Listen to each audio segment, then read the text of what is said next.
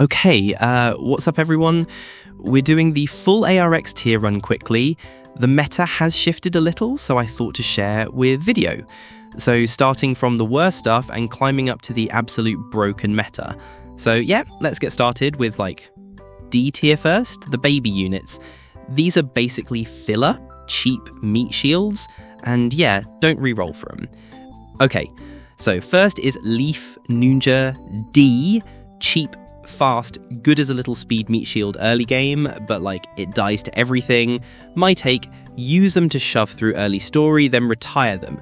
Demon Sister D, solid speed for a rare, but again, you'll swap her out by chapter 2 unless you like collecting rares.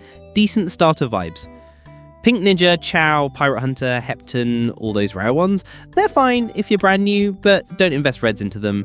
Personal note, I used a Pink Ninja for one stupid speed run, and it was funny. That's it. Moving up, C tier. These are epics, cheap shields, okay fillers. They can tank, they can slow, but they don't carry mid-late game. Hero on Wheel C, honestly one of the best epic options for a quick meat shield. You slap it down and it does its job. Use it if you're broke on currency. Cyborg, Epic C, actually surprisingly usable in casual content. Not meta, but it'll carry early grinducks.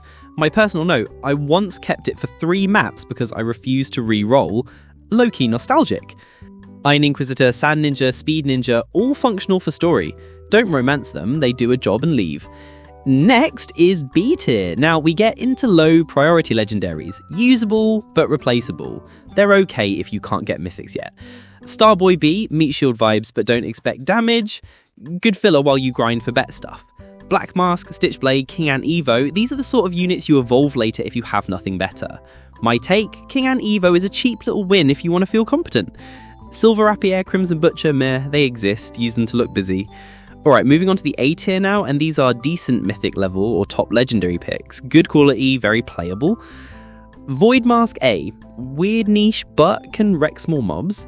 I used this to farm one boring event and it was surprisingly chill.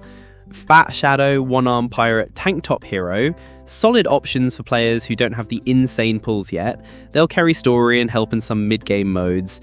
Bunny Girl, great cheap support heal. I used her for an alt account and she made everything slightly less painful. Solid A.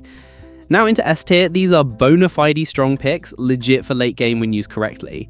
Legendary Saiyan Super, tanky, solid ability damage, I dropped a 1 in a rush comp and didn't cry, good pick. Crow Ninja, Crow, low CD, high damage, works if you know how to play spacing. Personal thought, feels spicy when you pull it early. Molten Phantom, Killer, all those solid S units you can depend on for decent runs. Alright, S plus tier now, Evo Mythics and top of Mythic picks that rival secret units. Fire Fist, S plus, cheap placement, huge burn. If you can get it, it fries groups. Personal, I love nuking crowds with this one.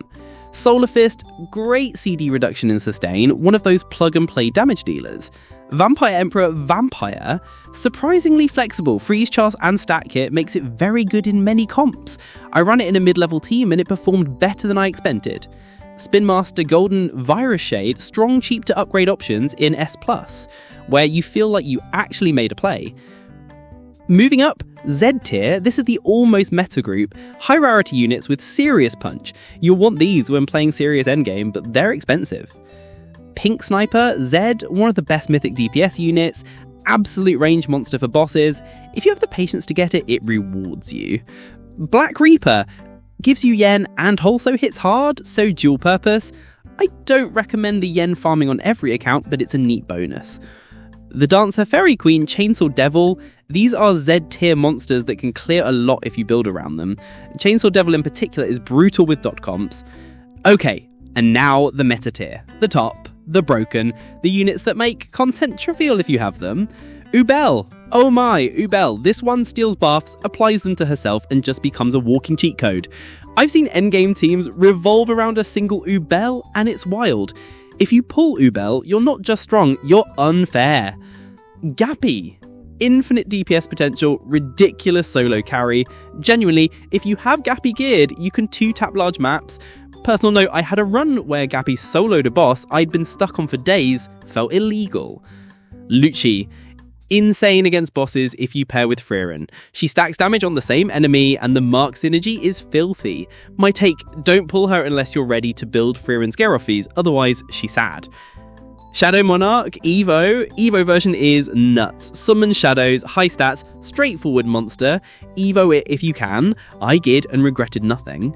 Crimson Owl, one-shot ultimate on bosses. Yes, I said that. One-shots! Like, bring popcorn and pray the spawn RNG lines up. Vampire Emperor, Heaven.